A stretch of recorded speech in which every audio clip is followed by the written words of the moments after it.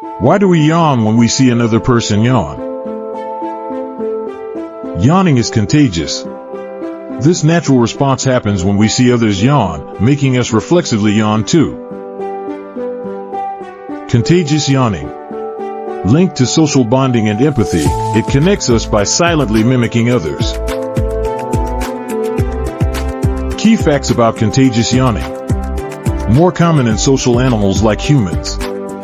Helps synchronize group behavior. Possibly regulates brain temperature. Seeing a yawn activates neural pathways causing mimicry, building empathy, and social connections. Yawning's benefits. It cools the brain and improves alertness, explaining why yawns spread quickly in groups.